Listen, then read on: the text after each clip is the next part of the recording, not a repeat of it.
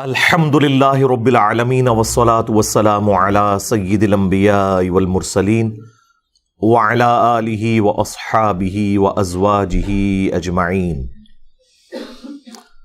الحمد للہ آج 19 مارچ 2023 کو سنڈے کے دن ہمارا یہ پبلک سیشن نمبر 86 منعقد ہونے جا رہے ہیں۔ آپ کے سوالات یہ ریئل ٹائم پرچیوں کی شکل میں میرے پاس آ چکے ہوئے ہیں، انہیں ہم انشاءاللہ بعد میں ڈسکس کریں گے۔ پہلے ایک کریٹیکل ایشو جو بڑے عرصے سے لوگ مختلف اوقات میں پوچھتے رہے تو میں اپنی ویڈیوز ریفر کرتا رہا، تو میں نے ضروری سمجھا کہ میں آج بس مجھے جسٹ تھوڑی دیر پہلے خیال آیا کہ اس کے اوپر تھوڑی گفتگو کر لوں، کیونکہ اس ویک میں تو ایسا کوئی اس طرح کا کرنٹ افیئر نہیں تھا، تو چلیں ہم اس موقع کو غنیمت جانتے ہوئے اس ٹاپک کو بھی ایڈریس کر دیں۔ وہ مدلس کی عن والی روایت کا جو ایشو ہے، دیکھیں علم حدیث ایک بڑا اتھینٹک نالج ہے، بڑی ذمہ داری کے ساتھ محدثین نے اسے اسٹیبلش کیا ہے، اور اسی کی برکات ہیں کہ آج اللہ کے محبوب صلی اللہ علیہ وآلہ وسلم کی تعلیمات بڑی صحیح فارم کے اندر ہم تک پہنچی ہوئی ہیں۔ اللہ کے محبوب صلی اللہ علیہ وآلہ وسلم نے پہلے ہی اس چیز سے خبردار کر دیا تھا کہ احادیث کے معاملے میں جھوٹ بولا جائے گا۔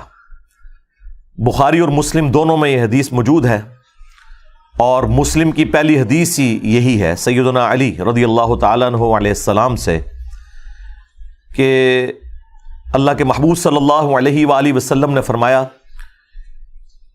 کہ مجھ پر جھوٹ مت باندھنا، جو شخص مجھ پر جان بوجھ کر جھوٹ باندھے گا، جھوٹی حدیث میری طرف منسوب کرے گا، تو ایسا شخص اپنا مقام دوزخ کی آگ میں دیکھ لے، والعیاذ باللہ تعالی۔ اور یہ ایشو اتنا کریٹیکل ہے کہ ایون میدان جنگ کے موقع کے اوپر بھی جب سیدنا علی رضی اللہ تعالیٰ عنہ ایک حدیث بیان کرنے لگے، بخاری اور مسلم دونوں میں آتا ہے، اپنی فوج کے موریل کو بلند کرنے کے لیے خوارج کے خلاف، تو انہوں نے وہاں پر حدیث بیان کرنے سے پہلے ایک جملہ بولا جو امام بخاری امام مسلم دونوں نے نقل کی ہے۔ سیدنا علی کہتے ہیں کہ میں آسمان سے زمین پر گر پڑوں، مجھے یہ تو گوارا ہے، یعنی اتنی بڑی تکلیف، لیکن مجھے یہ چیز گوارا نہیں کہ میں کوئی ایسی بات اللہ کے محبوب صلی اللہ علیہ وآلہ وسلم کی طرف منسوب کر دوں جو میں نے خود ان سے سن نہ رکھی ہو۔ یعنی آسمان سے زمین پہ گرنے کی جو تکلیف ہے، اس کا جو عذاب ہے، اس سے بڑا عذاب اس شخص کو ہونے والا ہے جو رسول اللہ کی طرف جھوٹی حدیث منسوب کرے گا۔ ظاہر ہے جب نبی علیہ السلام نے فرما دیا اپنا مقام جہنم میں دیکھ لے، اور وہ حدیث بخاری مسلم میں سیدنا علی روایت کر رہے ہیں، تو جہنم میں چلا جانا اس سے بڑا کون سا عذاب ہو سکتا ہے؟ بخاری اور مسلم دونوں میں یہ حدیث موجود ہے کہ جہنم کی آگ جو ہے وہ دنیا کی آگ سے بھی 70 گنا تیز ہے اپنی ہیٹ کی اعتبار سے، اور وہ آگ بھی ایسی ہے جو اندھی آگ ہے، اس میں روشنی کوئی نہیں ہے، کالی ہے، کوئی چیز نظر نہیں آئے گی، والعیاذ باللہ تعالی۔ اللہم اجرنا من النار، آمین۔ تو یہ اگر پورا سینیریو آپ کے سامنے ہو تو آپ کو اندازہ ہوگا کہ یہ حدیث کو اتنی بے احتیاطی کے ساتھ بیان کرنا کہ حدیث تو حدیث ہوتی ہے، اصلی ہو یا جعلی، یہ بڑا خطرناک معاملہ ہے۔ حدیث کا معاملہ کوئی ایسا نہیں ہے کہ کسی بزرگ کی طرف آپ جھوٹا واقعہ منسوب کر دیں تو وہ زیادہ سے زیادہ آپ کے نام اعمال میں جھوٹ لکھا جائے گا، لیکن اگر آپ نے رسول اللہ کے حوالے سے کوئی بات کی صلی اللہ علیہ وآلہ وسلم تو کنفرم جہنم لکھی جائے گی آپ کے لیے۔ اسی لیے محدثین بڑی احتیاط کیا کرتے تھے، اور اس حوالے سے میں سمجھتا ہوں سب سے بڑا کام جس شخصیت نے کیا ہے وہ امام مسلم ہے، ابو الحسین مسلم بن حجاج القشیری المتوفى 261 ہجری۔ انہوں نے امت پہ یہ احسان کیا کہ یہ جتنے کرٹیکل اصول محدثین تھے وہ انہوں نے حدیث کی کتاب کا حصہ بنا دیے. ویسے آپ اسماء الرجال کے اوپر اگر کتابیں ڈھونڈنے نکلیں تو الگ سے کتابیں آپ کو ملیں گی. اسماء الرجال کا علم یہ ہے کہ جو بھی اس میں مرد یا عورتیں انوالو ہیں حدیث روایت کرنے میں، ان کے متعلق اتھینٹک نالج، تاکہ یہ پتہ چلے کہ اس کی حدیث قبول ہوگی یا نہیں ہوگی. اس علم کو اسماء الرجال کا علم کہا جاتا ہے. امام مسلم نے یہ احسان کیا کہ انہوں نے حدیث کی کتاب کا حصہ اسے بنا دیا. اس اعتبار سے مسلم شریف باقی ساری احادیث کی کتابوں سے منفرد ہے، کیونکہ باقی احادیث کی کتابوں میں جو اس طرح کی باتیں آتی ہیں ان کے اوپر کوئی ورڈکٹ دینے کے لیے ہمیں محدثین کی الگ سے لکھی ہوئی کتابوں کا حوالہ دینا پڑتا ہے. لیکن مسلم شریف کے اندر امام مسلم نے اپنے مقدمے کے اندر وہ سارے کرٹیکل اصول لکھ دیے جس کی وجہ سے آپ کو یہ پتہ چل جائے کہ صحیح حدیث کیوں ضروری ہے. اور انہوں نے مسلم شریف کے پہلے چیپٹر کو نام دیا المقدمہ. 92 روایات اس دلیل کے اوپر لے کے آئے کہ صحیح حدیث کیوں ضروری ہے. اور 93 نمبر حدیث کتاب الایمان وہاں سے سٹارٹ ہوا. وہ مسلم شریف کی پہلی باقاعدہ حدیث ہے جو ادر دین مقدمے کے ہے. ویسے تو مقدمے میں بھی احادیث ہیں، صحابہ کے اقوال ہیں، تابعین کے اقوال ہیں، تبع تابعین کے اقوال ہیں، لیکن 93 نمبر حدیث جو ہے وہ مسلم شریف میں کتاب الایمان کی پہلی حدیث ہے، جو حدیث جبرائیل ہے، جو جبرائیل علیہ السلام انسانی شکل میں آ کے نبی علیہ السلام سے سوالات پوچھتے ہیں.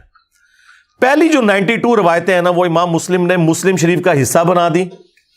آج ہم ڈنکے کی چوٹ کے اوپر لوگوں کو بتا سکتے ہیں کہ دیکھو یہ انجینئر کی ذاتی بات نہیں ہے، یہ شیخ البانی کا ذاتی قول نہیں ہے، یہ شیخ زبیر علی زئی صاحب اپنی طرف سے بات نہیں کر رہے، یہ شیخ شعیب ارناؤت نے اپنی طرف سے بات نہیں کی، یہ اصول محدثین ہے اور وہ مسلم شریف کا حصہ ہے. الگ سے آپ کو کوئی کتاب نہیں لینی پڑتی. اسی لیے آلموسٹ آج سے 4 سال پہلے میں نے صحیح مسلم کا مقدمہ پورے کا پورا ایک ویڈیو کے اندر کور کیا ہے. میں اپنے تمام سٹوڈنٹس سے ریکویسٹ کروں گا وہ 1 گھنٹے کی ویڈیو آپ ضرور دیکھیں. صحیح مسلم کا مقدمہ، اس کو میں نے سمجھایا ہے. ویسے تو سمجھائے بغیر بھی کوئی عام آدمی بھی اسے پڑھے نا اسے پتہ چل جائے گا، لیکن میں نے مثالیں دے کے اسے عام فہم کر کے ایک عام بندے تک جو اردو پڑھنا نہیں بھی جانتا اس تک وہ بات پہنچائی ہے کہ صحیح حدیث کیوں ضروری ہے. اور یہ بات امام مسلم نے لکھی ہے. امام مسلم رحمہ اللہ کوئی انجینئر صاحب کی ویڈیو سے متاثر تو نہیں تھے، میں تو خود متاثرین امام مسلم ہوں.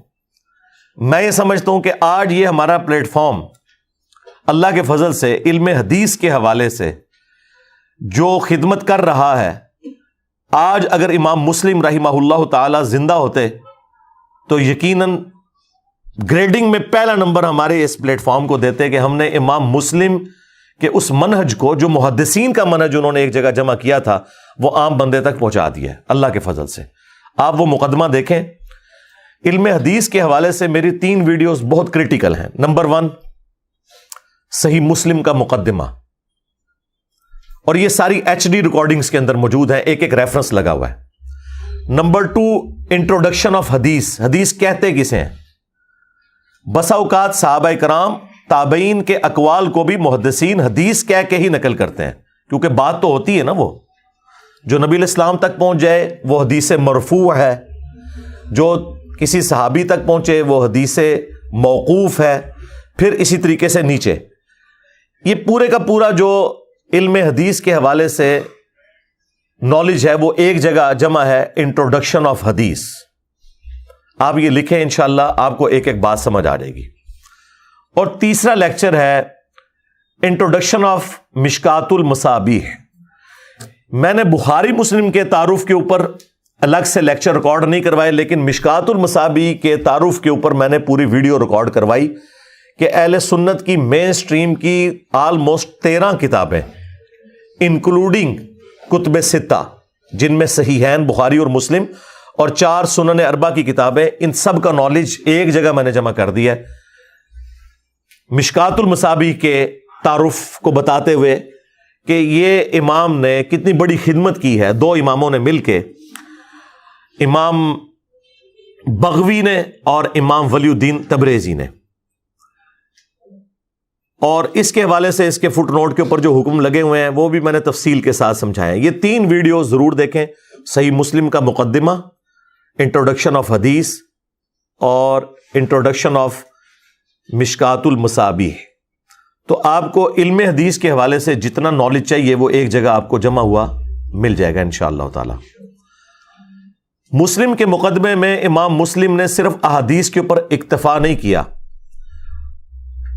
صحابہ کرام کے اقوال نقل کیے، تابعین کی آپس میں ڈسکشن نقل کی، جھوٹے راویوں کی جو کارستانیاں وہ بیان کی، جو راوی مدلسین تھے ان کو ایڈریس کیا، جو ضعیف راوی تھے ان کو ایڈریس کیا، جو اختلاط کا شکار ہو گئے تھے، بڑھاپے میں حافظہ کمزور ہو گیا یا وہ احادیث کو مکس کر جایا کرتے تھے، یہ تمام ٹاپکس انہوں نے تفصیل کے ساتھ ڈسکس کیا۔ اور آپ دیکھیں کہ امام مسلم کی پرائورٹی دیکھیں کہ انہوں نے مسلم کا جو مقدمہ ہے نا اس کا آغاز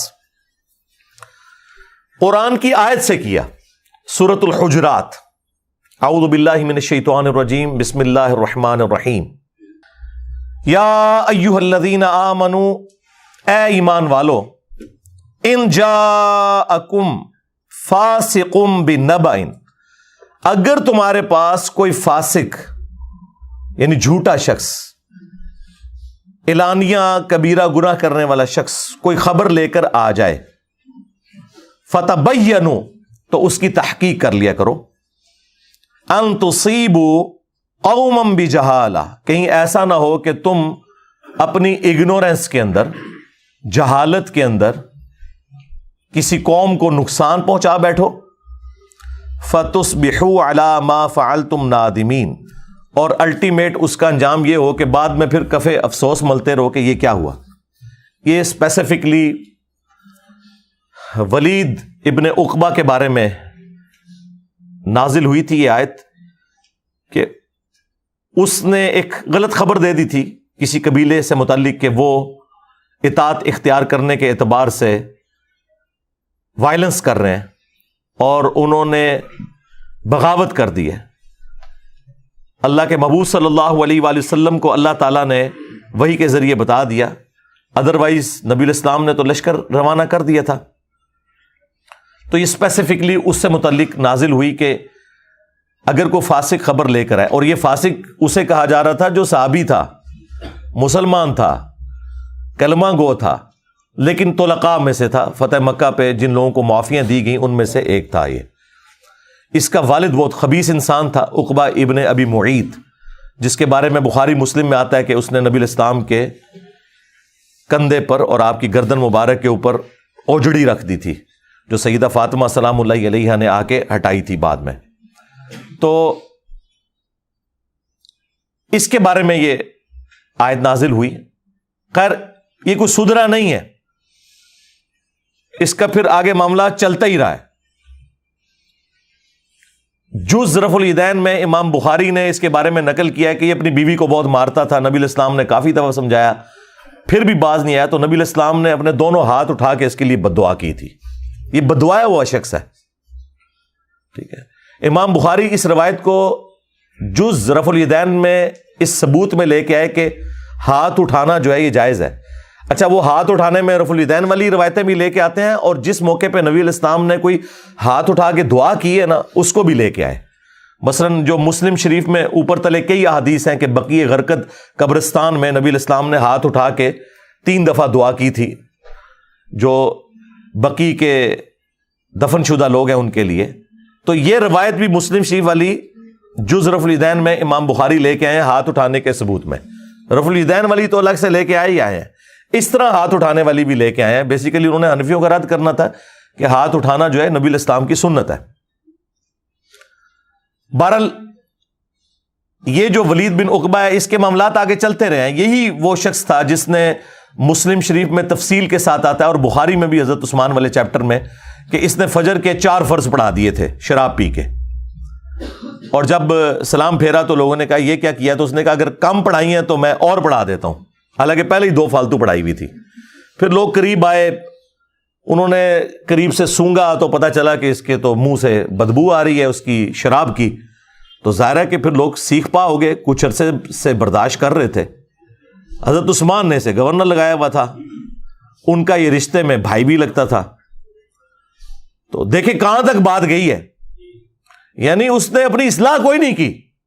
حضرت عثمان کا دور آ گیا اور کرتوت اس کے دیکھ لیں، کہاں فتح مکہ پہ مسلمان ہوا اور کہاں یہ چلتے چلتے یہ ساری صورتحال. پھر حضرت عثمان کو لوگوں نے خط لکھا اور کہا کہ یہ اپنا تحفہ آپ واپس لے لیں، ہم نے ابو موسیٰ اشعری کو کوفے کا گورنر لگا دیا ہے. یعنی خلیفۃ المسلمین سے پوچھے بغیر ہی انہوں نے اتنا بڑا ڈیسیژن کیا. یہ اس زمانے میں سوچنا بھی امپاسبل تھا. تو اسی لیے جو تاریخ دان ہیں، محدثین ہیں، وہ کہتے ہیں یہ پہلا موقع تھا جب حضرت عثمان کی رٹ کمزور ہو گئی کہ ان کے گورنر کو لوگوں نے ہٹا کے اپنی مرضی سے گورنر لگا لیا. اب جب وہ یہ واپس پہنچا ادھر مدینہ شریف، تو بخاری میں موجود ہے، مسلم میں ذرا تفصیل کے ساتھ ہے. تو لوگوں نے باتیں کرنی شروع کر دی کہ اے ان تے پر آئے تکاں گے ہونے نو کوڑے لگ دین کے نہیں. لیکن وہ تو حضرت عثمان تھے نا، وہ کیسے دین کے معاملے میں کوئی کمپرومائز کر سکتے تھے. تو حضرت عثمان نے کہا میں کوئی لحاظ نہیں کروں گا. سیدنا علی چونکہ چیف جسٹس تھے اس وقت، تو حضرت علی کو کہا کہ ٹھیک ہے اس کے اوپر جو مقدمہ بنتا ہے وہ کریں اور سزا دیں، اسے کوڑے لگائیں. نبی علیہ السلام تو 40 کوڑے لگوایا کرتے تھے، حضرت ابوبکر بھی 40 لگواتے تھے. لیکن حضرت عمر کے دور میں شراب نوشی عام ہو گئی تھی، کیونکہ یاشیاں لگ گئیں، وظیفے ہو گئے، تو پھر لوگ زیادہ شراب پینا شروع ہو گئے. اے بریلوی دیوبندی اہل حدیث شیعہ دی گل نہیں ہو رہی سرکار، اس زمانے دے بہترین مسلمانوں دی گل ہو رہی ہے. تو حضرت عمر نے وہ 80 کوڑے کر دیے کہ 40 نہیں، اب میں 80 لگواؤں گا. اور یہ حضرت علی نے ہی مشورہ دیا تھا کہ چونکہ قرآن میں آیا نا کہ جو کسی عورت کے اوپر جھوٹا الزام لگاتا ہے نا تو اسے 80 کوڑے لگائے جائیں گے. اس سے انہوں نے اجتہاد کیا کہ جو شراب کے نشے میں دھت ہوتا ہے وہ پھر لوگوں کے اوپر جھوٹ بکنا شروع کر دیتا ہے، لہٰذا وہ بھی اسی کیٹیگری میں فال کرے گا. اب سیدنا علی سے حضرت عثمان نے کہا کہ ٹھیک ہے آپ اس کے اوپر جاری کریں حد. تو سیدنا علی نے اپنے بیٹے حسن سے کہا کہ حسن اٹھ اور اسے کوڑے لگا. تو حسن ابن علی نے ایک جملہ بولا جو میں سمجھتا ہوں کہ آج تک ہمارے لیے مشعل راہ ہے اس حوالے سے کہ ہر زمانے میں اس طرح کے ایشوز آئیں گے. انہوں نے کہا کہ جو اس کی میٹھی کھاتا ہے وہی اس کی کڑوی بھی چکھے. حالانکہ باپ ہے اتنا عظیم صحابی حضرت علی، بیٹا بھی عظیم جنتی نوجوانوں کا سردار، لیکن اپنے باپ کی بات نہیں مانی اور کہا کہ میں یہ کام نہیں کروں گا. جو اس کی میٹھی کھاتا ہے یعنی حضرت عثمان، جو اس کے بینیفیشری ہیں اس حوالے سے کہ یہ ان کا گورنر ہے، تو اب جب اس پہ برا وقت آیا نا تو کڑوی بھی یہی چکھیں.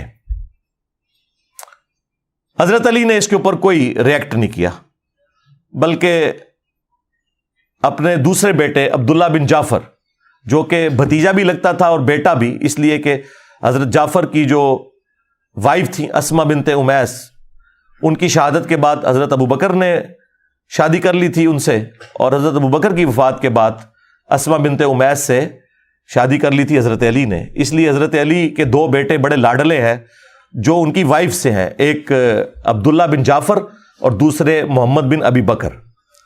بیٹے حضرت ابوبکر کے ہیں لیکن 5 سال کی عمر میں ان کی کفالت میں آ گئے تھے. تو عبداللہ بن جعفر سے کہا کہ بیٹا اٹھو.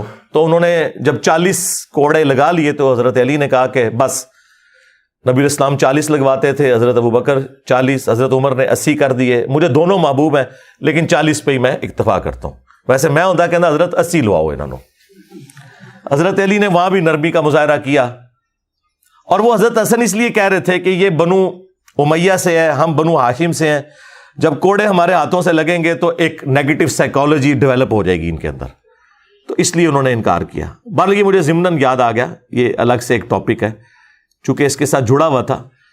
اب بعض لوگوں کو اتنی عقیدت ہے ولید بن عقبہ سے کہ وہ حضرت علی, حضرت حسن, حسین, فاطمہ کا تو دفاع نہیں کرتے لیکن اس کا بڑا دفاع کرتے ہیں. تو اس لیے اس سے متعلق جتنی احادیث میں جو اس کی فضائل آئے تھے وہ میں نے کہا میں ساتھ ساتھ آپ کو بیان کر دوں تاکہ اس کا دفاع کرتے ہیں نا. وہ ایون وہ کہتے ہیں کہ یہ جو آیت کے اندر ہے نا فاسق خبر لے کے آئے تو یہ کوئی اور بندہ تھا, حالانکہ سارے مفسرین اسی کو مینشن کر کے آئے ہیں.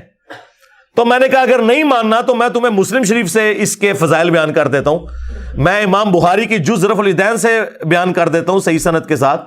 وہاں تو تمہیں حنفیوں سے لڑنے کے لیے وہ روایت پیش کرنا پڑتی ہے نا کہ حضور نے ہاتھ اٹھا کے بددعا کی تمہارے اس بزرگ کے لیے جس کا تم دفاع کرتے ہو. تو ظاہر ہے کہ وہ ایک خاندان امیہ کی محبت تو انہیں پلا دی گئی ہے نا, جس طرح بنی اسرائیل کو بچڑے کی محبت پلا دی گئی تھی. ہاں جو اچھے لوگ ہیں, اب جنگ صفین میں کئی ایسے لوگ ہیں جو بنو امیہ سے ہیں اور حضرت علی کے ساتھی تھے, ظاہر ہے ہم انہیں تو برا نہیں سمجھتے. یا نعوذ باللہ من ذالک حضرت عثمان غنی رضی اللہ تعالیٰ عنہ ہو یا عمر بن عبدالعزیز رضی اللہ تعالیٰ عنہ, انہیں تو برا نہیں سمجھتے, نعوذ باللہ. کیوں اپنا ایمان برباد کریں گے؟ اگرچہ نبی الاسلام نے کیٹاگوریکلی کہا ہے. مجھے لوگ کہتے ہیں نا جی آپ بنو امیہ ذکر کرتے ہیں تو آپ پورے خاندان کو لپیٹے میں لے رہے ہیں, تو نبی الاسلام نے بھی اسی طرح گفتگو کی ہے. المستدرک للحاکم میں موجود ہے, مسند ابی یعلا میں موجود ہے. حضرت ابو ہریرہ کہتے ہیں حضور نے اپنی وفات سے چند دن پہلے خواب دیکھا کہ بنو مروان کے بندر میرے ممبر کے اوپر اچھل کود رہے ہیں. تو حضرت ابو ہریرہ کہتے ہیں پھر حضور اپنی وفات تک مسکرائے نہیں ہے کھل کے, اس غم کے سبب کہ میری وفات کے بعد بنو مروان کے بندر میرے ممبر کے اوپر آ جائیں گے. اب مجھے بتائیں بنو مروان سارے کا سارے ہی بندر تھا, لیکن حضور نے تو کیٹاگوریکلی کہا, حالانکہ مروان کی اولاد میں بڑے بڑے نیک لوگ ہیں. خود عمر بن عبدالعزیز, مروان کے 2 ڈومیننٹ بیٹے تھے, عبد الملک اور عبد العزیز. عبد الملک کے 4 بیٹے خلیفہ بنے ہیں, ولید بن عبد الملک, سلیمان بن عبد الملک, اور بیچ میں عمر بن عبدالعزیز آ گئے, اور پھر اس کے بعد یزید بن عبد الملک اور ہشام بن عبد الملک. اور اس کی بیٹی جو تھی فاطمہ بنت عبد الملک, وہ بیوی تھی عمر بن عبدالعزیز کی, اور وہ اس وقت مدینے کے گورنر تھے. اور عمر بن عبدالعزیز کا نام کیا ہے؟ عمر بن عبدالعزیز بن مروان بن حکم. تو بنو مروان میں سے ہیں خود. تو حضور نے کیوں نہیں اس طرح کہہ دیا کہ جی ایکسکلوڈنگ فلاں فلاں, میں تو پھر بھی کہہ دیتا ہوں احتیاطاً. تو وہ امپلائڈ ہوتا ہے اس کے اندر. اگر ہم بنو ہاشم کی تعریف کر رہے ہیں تو اس میں امپلائڈ ہے کہ ابو لہب اس میں شامل نہیں ہے. اب کوئی بیوقوف ہے نا کوئی کہ جی تسی بنو ہاشم دی تعریف کیتی ہے وچوں ابو لہب نو کیوں نہیں کڈیا؟ بھائی حضور نے بھی نہیں نکالا ہوا تھا. وہ انڈرسٹوڈ ہوتا ہے. جب نبی الاسلام کہہ رہے تھے سب سے بہترین خاندان میں مجھے اللہ نے مبعوث کیا, بخاری مسلم میں جو آتا ہے, تو بنو ہاشم کی جب تعریف کی تو ظاہر ہے جو اس میں کافر ہے وہ تو ایکسکلوڈ کر دے جائیں گے آٹومیٹیکلی, وہ بتانا ضروری نہیں ہوتا. خیر اس طرف واپس آئیں.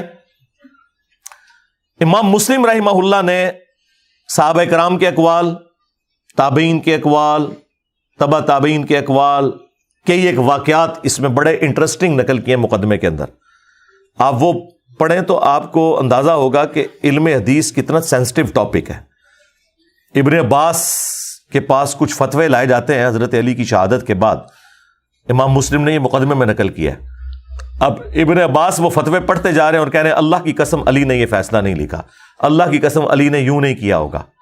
اور اینڈ پہ انہوں نے بولا اللہ کی قسم اگر علی نے یہ کیا ہوتا تو علی بھی گمراہ ہو جاتا, یہ تو قرآن و سنت کے خلاف فیصلے ہیں.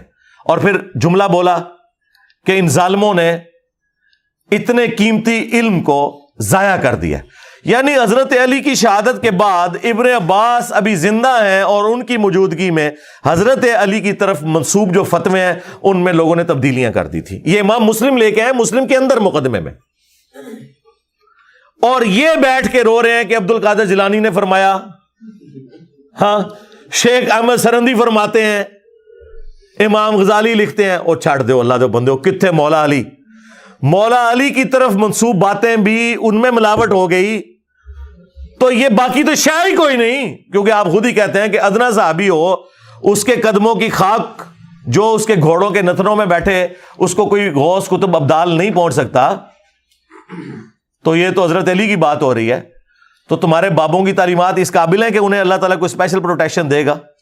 اسپیشل پروٹیکشن قرآن و سنت کی ہے، اور اس میں بھی قرآن انا نحن نزلنا الذکر وانا لہ لحافظون، سنت جو محفوظ ہے اس میں ملاوٹ بھی ہوئی ہے، لیکن محدثین نے اصول محدثین کے تحت ان چیزوں کو الگ سے کمپائل کر دیا تاکہ عام لوگوں کو پتہ چل جائے.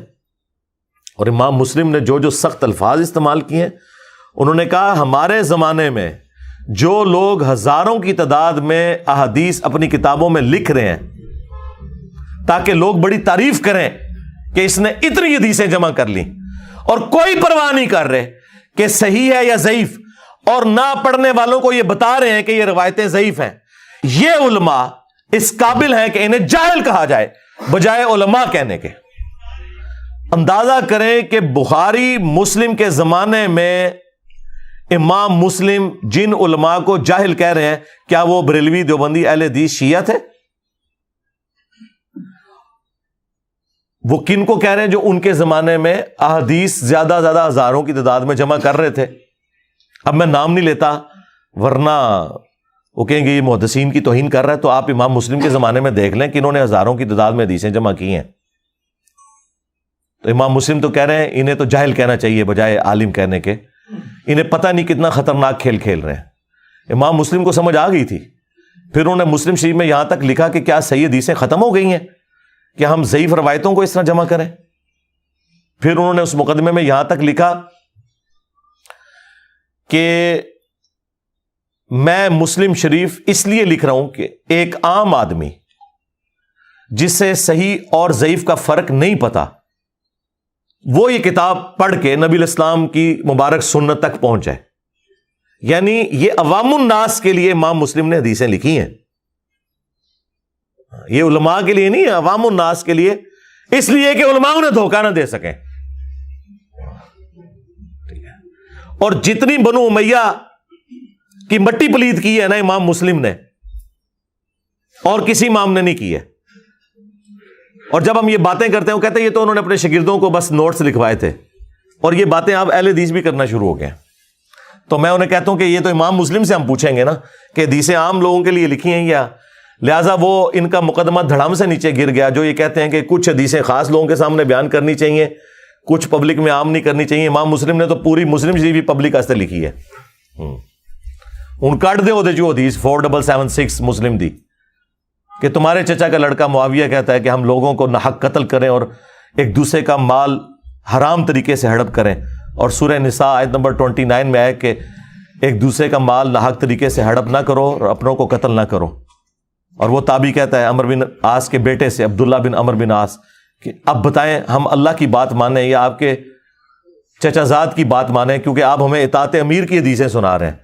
تو وہ خاموش ہو کے کعبے کے سائے میں بیٹھے ہوتے ہیں، پھر سر اٹھا کے کہتے ہیں کہ معاویہ کی اطاعت کرو ان کاموں میں جس میں وہ اللہ اور اس کے رسول کے مطابق تمہیں چلاتا ہے، اور جن کاموں میں وہ اللہ کی نافرمانی کرے تم اس کی نافرمانی کرو، اور آمدہ سے انجینئر کی ویڈیوز دیکھنا چھوڑ دو. ظاہر ہے وہ عبد الرحمن بن عبد رب کعبہ نے کوئی اس زمانے کے کسی انجینئر کی ویڈیو دیکھی ہوگی نا، تو متاثرین انجینئر ہے نا. اور آمدہ سے مشاجرات صحابہ کو ڈسکس مت کرو، یہ بھی نہیں کہا، بلکہ اس کو علمی جواب دیا کہ تو ٹھیک کہہ رہا ہے. ورنہ تو کہتے تو تابعی ہو کہ ایک صحابی کے بارے میں کہہ رہا ہے جو حکمران بھی ہے، حکمران کی تو اطاعت ہے، وَأُولِي الْأَمْرِ مِنْكُمْ. لیکن انہیں پتا تھا کہ یہ اگر میں نے آیت سورہ نساء سے کوٹ کی تو تابعی کو پڑھ دے گا فَإِن تَنَازَعْتُمْ فِي شَيْءٍ فَرُدُّوهُ إِلَى اللَّهِ وَالرَّسُولِ. ایڈا رسک نہیں سی کوئی لے سکتا، ہوں نہیں کوئی لے سکتا تو اس زمانے کون لوے گا؟ تو یہ آپ نکال دیں، پھر مسلم شریف سے کیسے نکالیں گے؟ یہ عوام کے لیے لکھا ہے امام مسلم نے. ٹھیک ہے. ولید بن عقبہ کے بارے میں جو میں نے آپ کو روایت بیان کی، وہ شراب پینے والی، وہ بھی مسلم شریف میں لکھی ہوئی ہے. علی سے محبت نہیں رکھے گا مگر مؤمن، علی سے بغض نہیں رکھے گا مگر منافق، وہ بھی مسلم شریف میں لکھی ہوئی ہے. ہاں. تقتلہ الفئۃ الباغیہ یدعوہم الی اللہ ویدعونہ الی النار، یہ بھی مسلم شریف کے اندر حدیث موجود ہے. بلکہ یہ جو اس کا جو سخت والا جملہ ہے وہ تو بخاری شریف میں ہے، اس سے بھی اوپر کی کتاب میں 2812. آپ ہمارا کربلا والا ریسرچ پیپر پڑھیں تو آپ کو اندازہ ہوگا کہ جتنی اس قسم کی روایتیں ہیں نا وہ میجارٹی مسلم شریف میں ہے. جو یہ کہتے ہیں چھپانی چاہیے، اور امام مسلم کہہ رہے ہیں میں عام بندے کو بتا رہا ہوں کہ کیا کام ڈالا ہے. اس لیے تو نجی محفلوں میں کہتے ہیں آخری وقت میں بخاری مسلم بھی شیعہ ہو گئے تھے. نہیں، یہ نہ کہا کرو یار، یہ بدتمیزی ہے. یہ کہا کرو کہ آخری وقت میں بخاری مسلم بھی انجینئر کو سننا شروع ہو گئے تھے، تاکہ لوگ آپ سے پوچھیں کہ اللہ کے بندو انجینئر تو بعد ہی چاہیا یار، انجینئر تو خود متاثرین ہے بخاری مسلم ہے. آپ دیکھیں مجھ پہ علماء کو اتنا غصہ کیوں آتا ہے، تو میں اکیلے میں جب بیٹھ کے سوچتا ہوں نا تو میں کہتا ہوں بالکل ٹھیک آتا ہے، آنا چاہیے. جب آپ پہلوان سے اس کا زور ہی چھین لیں. بریلویوں کا زور یہ تھا کہ باقی سارے گستاخ رسول ہیں، ایک بندہ آ کے ان کی منجی ٹھوک دے یہ بتا کے کہ چشتی رسول اللہ لکھا ہوا ہے، میرا جھنڈا محمد کے جھنڈے سے بڑا ہوگا، تمہارا بایزید یہ کہہ کے گیا. تو مجھے بتائیں بریلوی علماء اور ان کی کٹر پبلک خودکشی نہ کرے تو کیا کرے؟ یا خودکشی کرے یا مجھے گالیاں نکالے. ان کے پلے تو شاہی کوئی نہیں رہی، ایک ہی سودا بیچ رہے تھے، وہ بھی جاندا رہا. تو منو نہ پٹن، خود سوچیں. چیخیں ان کی بالکل ٹھیک ہے. دیوبندیوں کے پاس یہ ایسٹ تھا حق چار یار کا نعرہ، وہ نعرہ ہی ان کے گلے میں فٹ ہو گیا. ہم کہتے ہیں حق چار یار ہے تو آپ بعد میں کیسے نعرہ لگا سکتے ہیں سیاست معاویہ زندہ باد؟ تم تو خود کہہ رہے ہو حق چار یار. اگر یہ بعد والا بھی ہوتا تو تم حق 5 یار کہہ رہے ہوتے. 4 یار کا مطلب کیا ہے؟ وہ کہتے ہیں بات کو نہیں ہم ڈسکس کر رہے ہیں، اس کو کر رہے ہیں. ہم کہتے ہیں اسی کو کر لو. حق 4 یار کا مطلب ہے کہ حق 4 یار کے جو مخالفین ہیں کہتے ہیں ہاں ہم ان کو نہیں مانتے، ہمیں تو حکم ہے علیکم بسنتی و سنت الخلفاء الراشدین المہدیین. یہ انہوں نے دیوبندیوں نے اپنے جھنڈے کے اوپر لکھا ہوا ہے. تو پھر ہم پوچھتے ہیں کہ بتاؤ پہلے خلیفہ کے مخالفین، ہاں کہتے ہیں جی مرتد، منکرین زکات، ایسی کی تیسی ان کی. دوسرے خلیفہ کے مخالفین کہتے ہیں جی کافر، رومنز اور پرشینز. تیسرے خلیفہ کے مخالفین وہ کہتے ہیں جی بلوائی، حالانکہ اس میں صحابہ بھی تھے، ہاں صلح حدیبیہ کے صحابہ بھی تھے، لیکن بلوائی کہتے ہیں. ہم کہتے ہیں ٹھیک ہے جی ہم آپ کے ساتھ ہیں، جو کہ حکم ہی ہے. چوتھے خلیفہ کے مخالفین رضی اللہ عنہ ہیں. یہ حدیث یہاں پہ آ کے رک کیسے گئی؟ آپ کی گاڑی پنکچر کیوں ہو گئی؟ کھوتی کیوں مار گئی تھوڑی؟ ہاں پرانے زمانے میں لوگ گدے پہ سامان کو لے کے جاتے تھے نا، اور جب کسی کی نیت مری ہوئی ہو نا اور اس نے وہ کام نہ کرنا ہو تو کہتا ہے میری گدی بیمار ہے، یہ مر گئی ہے. تو یہ حق 4 یار کا نعرہ خود ان کے گاٹے میں فٹ ہو گیا. تو آپ مجھے گالیاں نہ نکالیں تو کیا کریں؟ کل تک کہتے تھے بریلوی جو ہے وہ کہتے ہیں مردوں سے مانگ سکتے ہو. میں نے کہا کہ تمہارے اشرف علی تھانوی نے نقل کیا کہ قاسم نانوتوی 6 سال بعد مرنے کے قبر سے نکلا، خواب میں نہیں بیداری میں، اور دیوبند کے 2 مولویوں کی صلح کروا کے واپس چلا گیا. اور جس مولوی نے یہ منظر دیکھا سخت سردیوں کے اندر اس کا لحاف جو ہے وہ پسینے سے تر ہو گیا، اور بھی کچھ نکل گیا ہوگا. اور وہ کہتا ہے ابھی ابھی مولانا قاسم آئے تھے، ہائے ہائے ہائے ہائے صدقے جاواں. اب اس کے بعد دیوبندی مجھے گالیاں نہ نکالیں تو اور کیا کریں؟ جس بات پہ انہوں نے بریلویوں سے اپنی آئیڈینٹی علیحدہ کی تھی وہی میں نے ان کے گاٹے میں فٹ کر دی.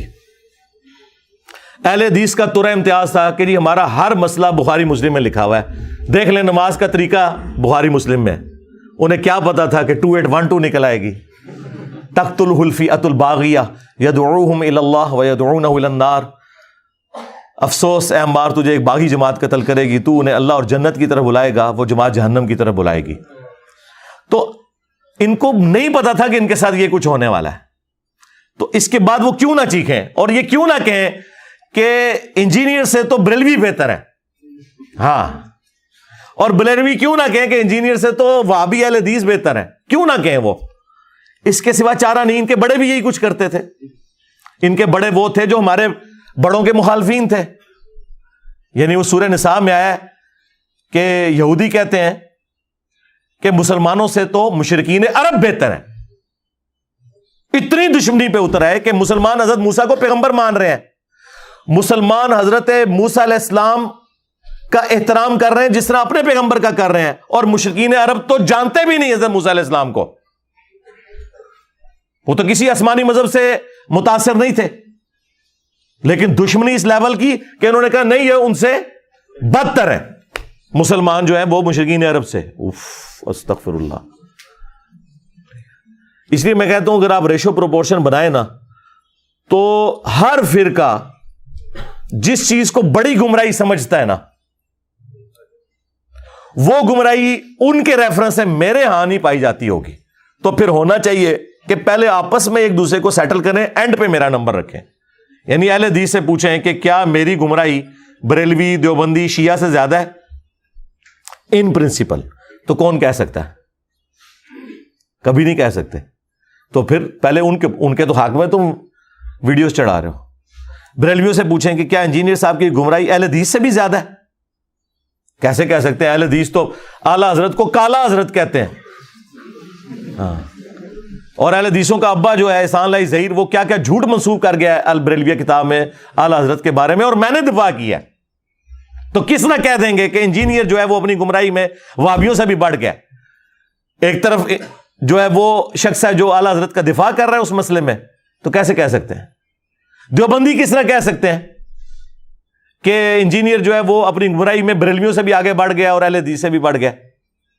کبھی نہیں کہہ سکتے.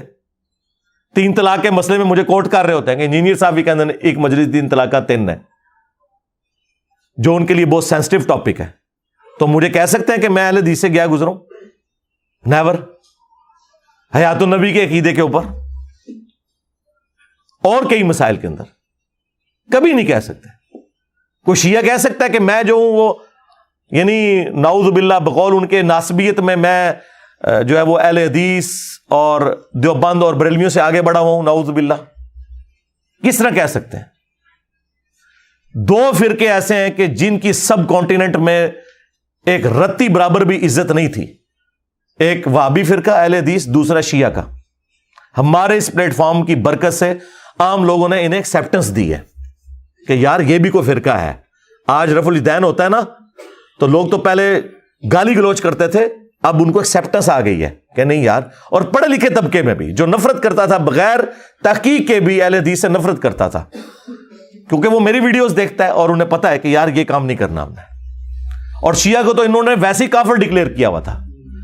شیعہ کو تو انہوں نے بالکل پرسیکیوشن کر کے سمجھ لیں زمین میں دفنا دیا تھا.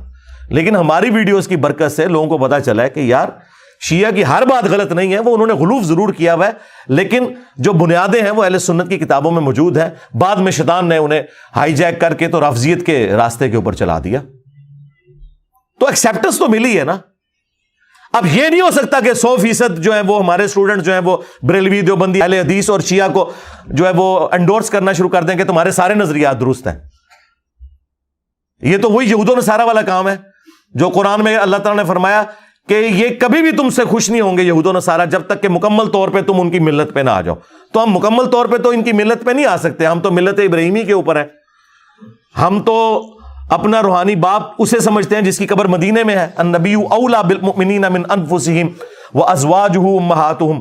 نبی مومنین کی جانوں سے بڑھ کر ان پر حق رکھتے ہیں اور نبی کی بیویاں امت کی مائیں ہیں صلی اللہ علیہ وآلہ وسلم.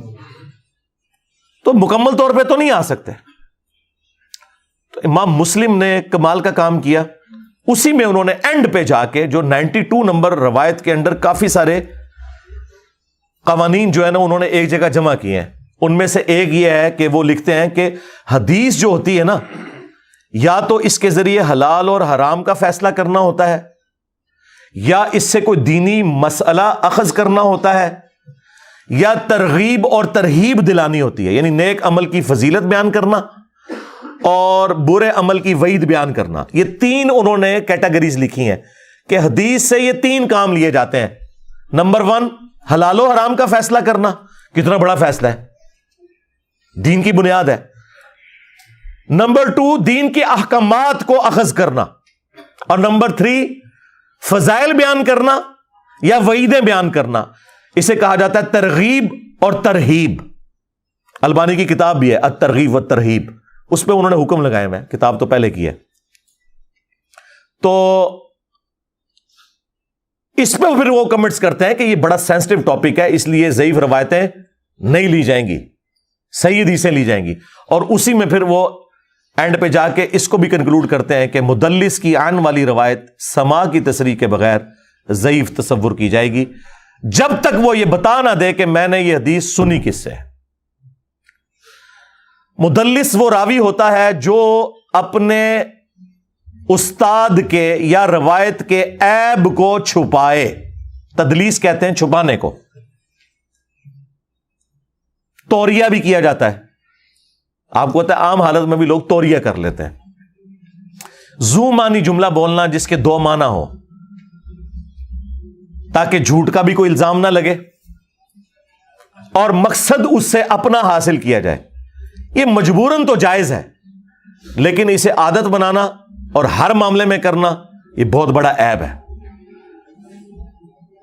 حدیث کی فیلڈ میں یہ جو کچھ کیا گیا، اس کی وجہ سے بہت بڑا فتنہ کھڑا ہوا، لیکن چونکہ یہ تدلیس کا کام کرنے والے لوگ بڑے بڑے محدثین تھے، ثقہ تھے، صدوق تھے، سچے لوگ تھے، اس لیے محدثین نے اس عیب کے باوجود ان راویوں کے اوپر جرح نہیں کی، بلکہ ایک اصول بنا دیا کہ جب یہ تدلیس کریں گے تو ہم ان سے سماع کی تصریح پوچھیں گے، اگر بتا دیں گے تو ایکسپٹ کر لیں گے، ادروائز پھر وہ روایت قبول نہیں کریں گے۔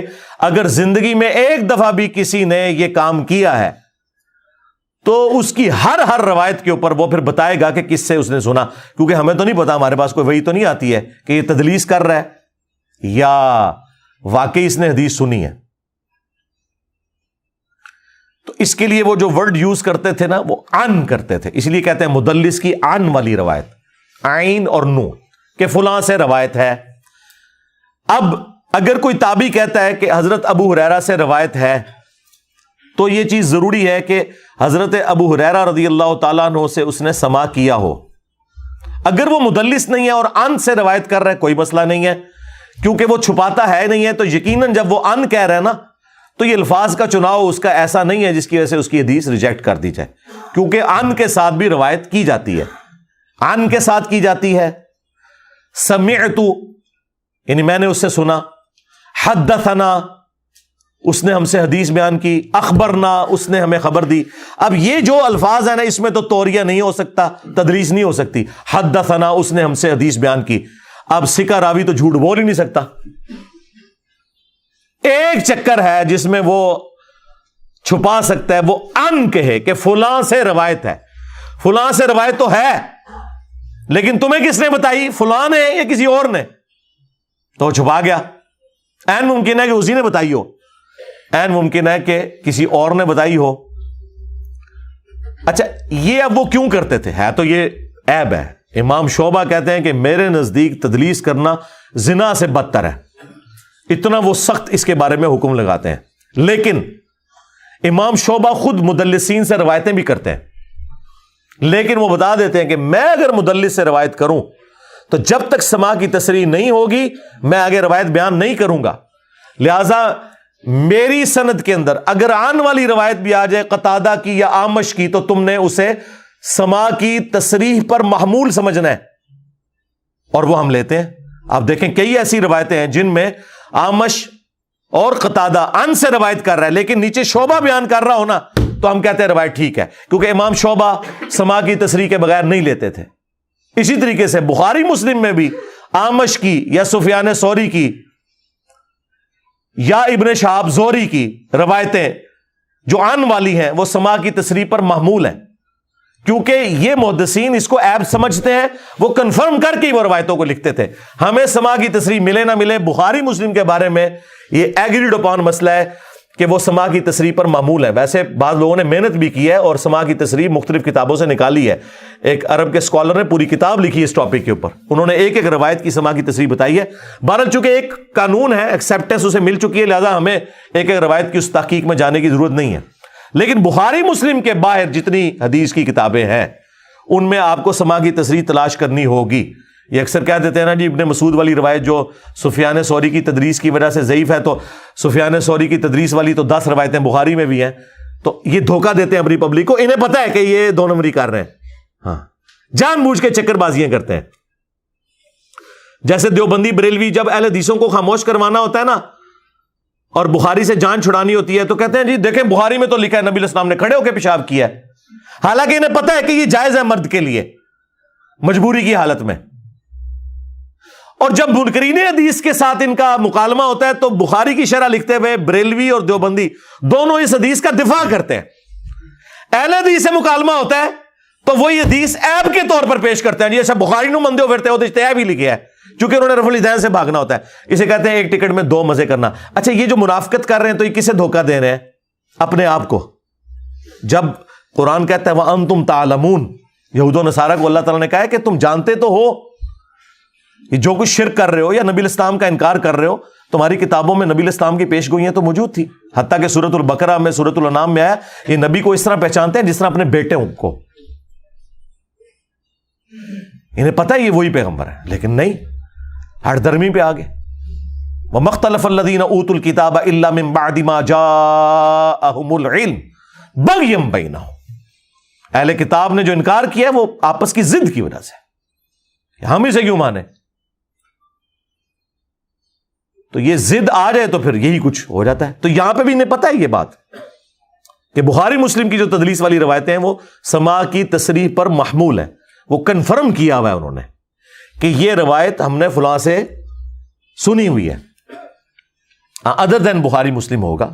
جس طرح دیکھیں آپ ایک حدیث ہے ابو داؤد کے اندر، سنن ابن ماجہ میں، کہ اگر میں سجدہ جائز سمجھتا تو بیویوں سے کہتا کہ اپنے خاوندوں کو سجدہ کریں اس حق کے سبب جو اللہ تعالیٰ نے انہیں دیا ہے. اس حدیث کے نیچے شیخ زبیر علی زئی صاحب نے تحکیم لگائی ہے. ابو داؤد کے اندر بھی مشکات میں بھی حدیث موجود ہے اور بتایا کہ اس میں شریک القاضی مدلس ہیں، عن سے روایت کر رہے ہیں لیکن انہوں نے سماع کی تصریح کر رکھی ہے سنن الکبریٰ البیہقی میں. وہاں انہوں نے یہ روایت عن سے بیان نہیں کی بلکہ حدثنا یا اخبرنا سے بیان کی ہے. لہذا اس کا حکم اٹھ گیا، پتہ چل گیا. لیکن اگر دنیا کی کسی کتاب میں عن والی روایت سماع کی تصریح کے ساتھ نہ ملے یا کسی اور سند پہ کسی اور راوی سے نہ ملے پھر ہم اس حدیث کو ایکسیپٹنس نہیں دیتے. اچھا سماع کی تصریح ملنا بھی کافی نہیں ہے. یہ نہ ہو کہ سماع کی تصریح مل رہی ہو اور اس سند میں کوئی اور حکم آ جائے. جیسے یہ جو محمد بن اجلان والی روایت ہے دلائل النبوہ میں یا ساریت الجبل والی،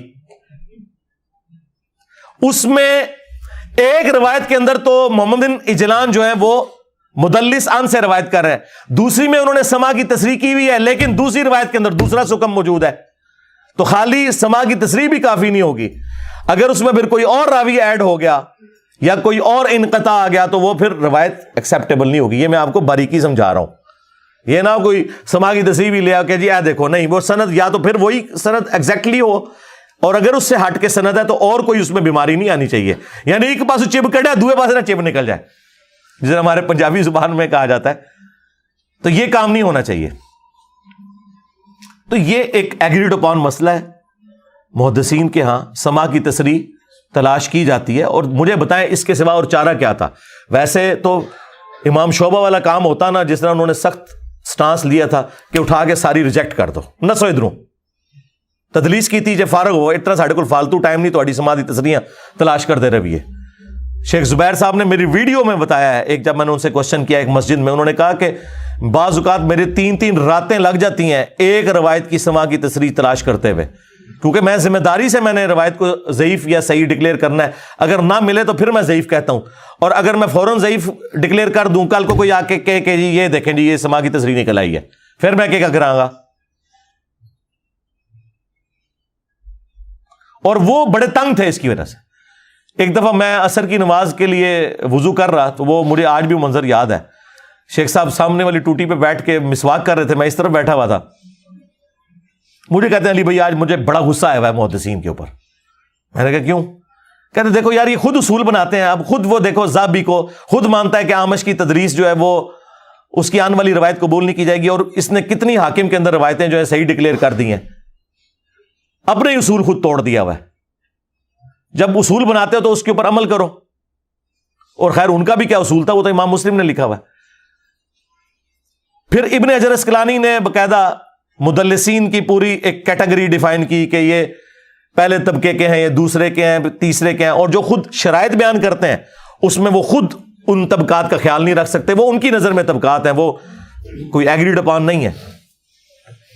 جو تیسرے میں ڈالنا تھا اسے دوسرے میں ڈال دیا، اور اس کی وجہ سے پھر وہ حنفی پیش کرتے ہیں، یہ جی سفیان ثوری تو تیسرے درجے کا نہیں ہے، یہ دوسرے درجے کا ہے، جبکہ دوسری جگہ وہ موجود ہوتا ہے۔ اور پھر اس کا خطرہ کتنا بڑا ہے آپ سوچ نہیں سکتے۔ ایک روایت ہے سنن کبری البیہقی کے اندر کہ نبی علیہ السلام نے فرمایا کہ 3 مساجد کے علاوہ اعتکاف نہیں ہے، بیت اللہ شریف، مسجد نبوی اور بیت المقدس، مسجد ایلیا، مسجد اقصی۔ اس حدیث کی سند بالکل درست ہے اصول محدثین کے اوپر، سوائے ایک سکم کے۔ اب جو لوگ مدلس کی آنے والی روایت سے صرف نظر کرتے ہیں ان کے تو گاٹے میں یہ روایت فٹ ہو گئی، کیونکہ یہ تو قرآن کے خلاف ہے۔ قرآن میں تو کہیں نہیں لکھا ہوا، قرآن میں تو مطلقاً سورۃ البقرہ میں آیا کہ جب تم مسجد میں اعتکاف کرو، ورنہ تو آتا کہ جب تم حرم میں اعتکاف کرو۔ تو دنیا کی ہر مسجد میں اعتکاف ہو سکتا ہے، قرآن تو اپنے مقدمے میں واضح ہے، اور پوری امت کا اجماع بھی ہے۔ امام شافعی کا قول ہے کہ اگر کوئی صحیح حدیث بھی اجماع امت کے خلاف ہو، ایکسیپٹیبل نہیں ہوگی، وہ حدیث یا تو منسوخ ہوگی،